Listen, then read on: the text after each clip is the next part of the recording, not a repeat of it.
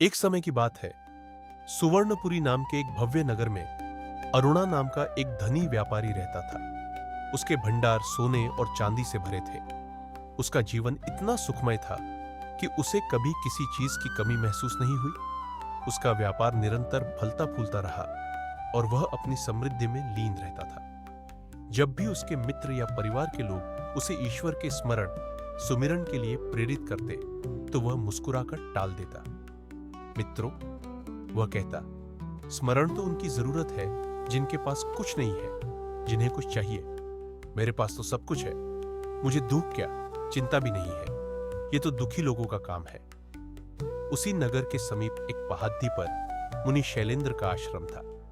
मुनि नगर में आकर उपदेश देते थे। उन्होंने कहा, स्मरण वर्षा की तरह नहीं है जो सूखे में ही बरसता है। यह तो श्वास की तरह है जो सुख और दुख दोनों में चलता रहना चाहिए। मुनि के शब्द अरुणा के कानों तक पहुंचे, पर मन तक नहीं। कुछ समय बाद एक भयानक तूफान आया। अरुणा के साथ समुद्री जहाज, जिनमें उसकी आधी से ज्यादा संपत्ति थी, डूब गए। उसके सबसे बड़े गोदाम में आग लग गई और उसके व्यापार में भारी घाटा हुआ। अब अरुणा का सुख दूर हो गया था और उसके हृदय में दुख ने घर कर लिया था। हर सुबह हर शाम वह मंदिर जाता।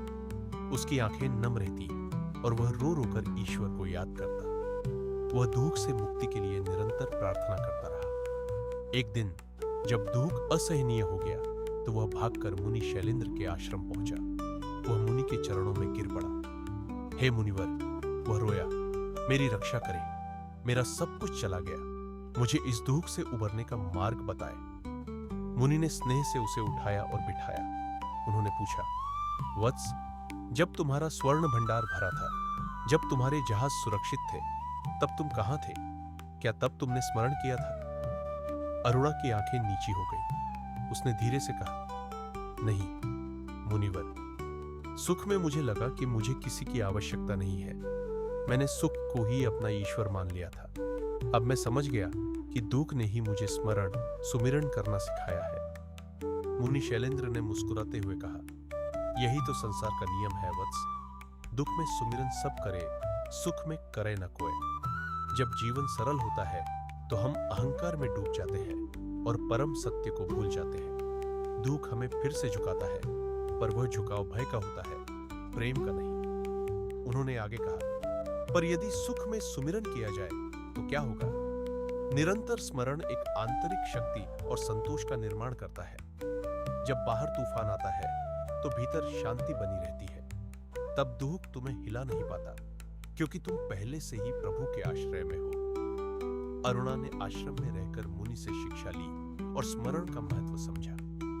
उसने फिर से अपना व्यापार शुरू किया, लेकिन इस बार उसने सुमिरन को अपनी श्वास बना लिया। जब उसे लाभ होता तब भी वह शांत रहता, और जब थोड़ा घाटा होता तब भी वह विचलित नहीं होता।